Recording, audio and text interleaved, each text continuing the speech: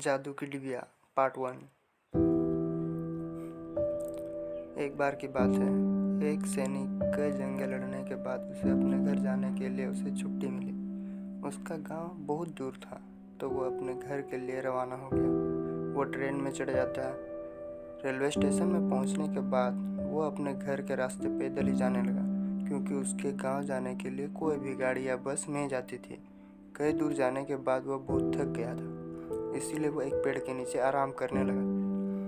जब वो आराम कर ही रहा होता है, तभी अचानक उसे एक आवाज़ सुनाई देती है, बेटा। आवाज़ सुनकर सिपाही उठ खड़ा हो गया और इधर उधर देखने लगा। फिर उसने देखा एक बूढ़ी अम्मा उसे बुला रही है। तब उस बूढ़ी अम्मा को देखकर उसने पूछा, क्या हुआ अम्मा? तब उस बूढ़ी अम्मा ने कहा, बेटा, तुम बहुत थक गए हो, ये लो थोड़ा भोजन कर लो।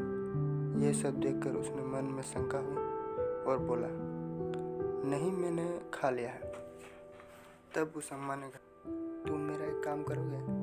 यदि तुमने मेरा काम कर दिया तो तुम बहुत अमीर हो जाओगे। ये बात सुनकर उसने कहा, कैसा काम अम्मा? तब वह बूढ़ी औरत ने कहा, ये पेड़ देख रहे हो? इस पेड़ पर चढ़ जाओ और पेड़ के तने पर चढ़कर देखना, एक सुरंग बना है। उस सुरंग में चले जाना। अंदर जाने के बाद तुम सीधे चले जाना, कहीं और मत जाना। कुछ दूर जाने के बाद तुम्हें 3 कमरे नजर आएंगे। उसमें से तुम पहले वाले कमरे में जाओगे तो वह कमरा पूरा सोने से भरा है। उस कमरे में एक बहुत बड़ा बक्सा है। उस बक्से के ऊपर एक कुत्ता बैठा होगा। उसे उठाकर इस लाल गमछे में रख देना, वो तुम्हें कुछ नहीं करेगा। वहाँ से तुम जितने चाहे सोना ले लेना और वापस उस कुत्ते को वैसे ही बैठा देना। उसके बाद तुम दूसरे कमरे में जाना। वह कमरा चांदी से भरा है। वहाँ भी एक बड़ा सा बक्सा है। उसके ऊपर एक बहुत खूंखार कुत्ता है।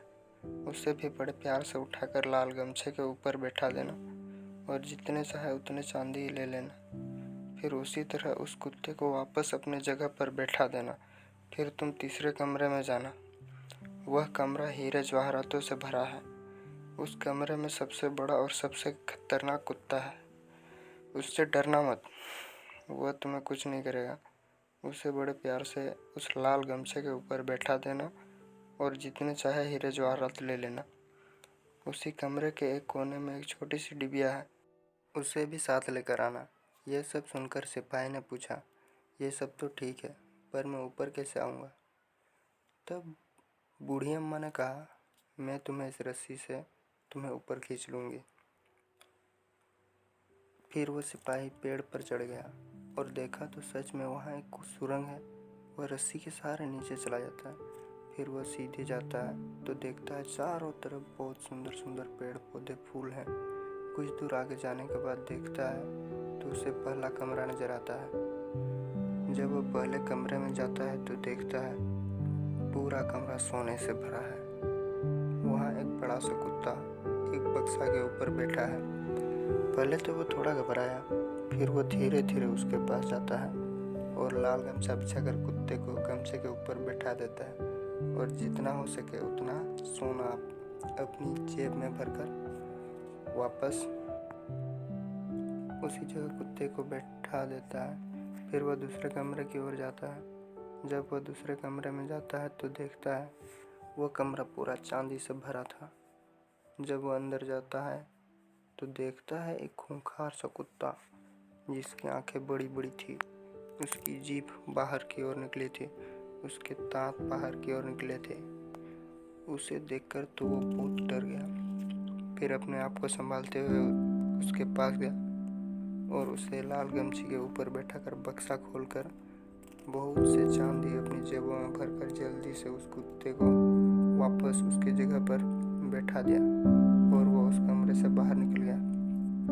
फिर वो सोचने लगा, यदि इन दोनों कमरों में ही इतने भयानक दिखने वाले कुत्ते हैं तो आखिरी कमरे में कैसा होगा? यह सब सोचकर वो डरने लगा।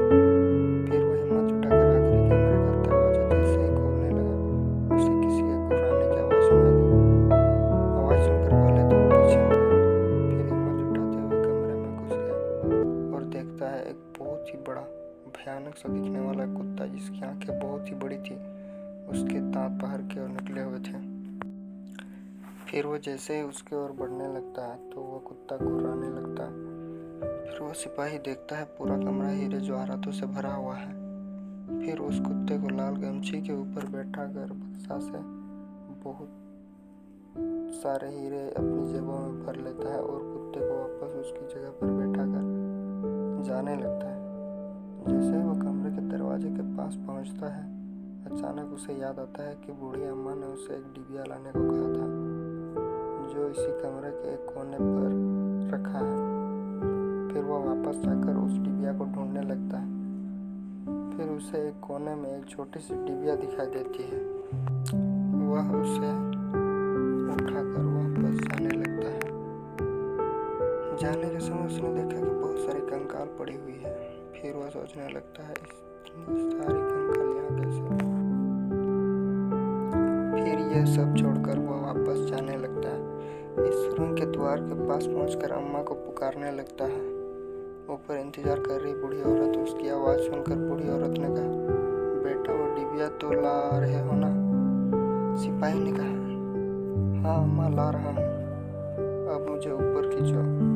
तो बूढ़ी अम्मा ने कहा, बेटा पहले वो डिबिया मुझे दे दो, उसके बाद मैं तुम्हें ऊपर खींच लूँगी। तब सिपाही कहने लगा, पहले तुम मुझे ऊपर खींचो, उसके बाद मैं तुम्हें डिबिया दे दूँगा। तब बूढ़ी अम्मा गुस्से में बोलती है, तुम मुझे वो डिबिया दोगे तभी मैं तुम्हें ऊपर खींचूंगी। ये बात सुनकर सिपाही के मन में शंका हुई और उसने भी कहा, अगर तुम मुझे बाहर नहीं निकालोगे तो मैं तुम्हें ये डिबिया नहीं दूंगा। ये सुनकर बूढ़ी अम्मा उसे ऊपर खींचने लगती है और जैसे ही वो बाहर निकलता है वैसे ही बूढ़ी औरत डिबिया के लिए उससे लड़ने लगती है। जब वो सिपाही उसे वो डिबिया नहीं देता है, वो बूढ़ी औरत अपने असली रूप में आ जाती है। वो बूढ़ी औरत चुड़ैल बन जाती है। उससे इस रूप में देखकर सिपाही संभल जाता है और जैसे ही वो चुड़ैल उस पर हमला करने आती है तभी सिपाही अपना चाकू निकालता है और उसका सर धड़ से अलग कर देता है और फिर वह सिपाही खुशी खुशी अपने घर की ओर चला जाता है।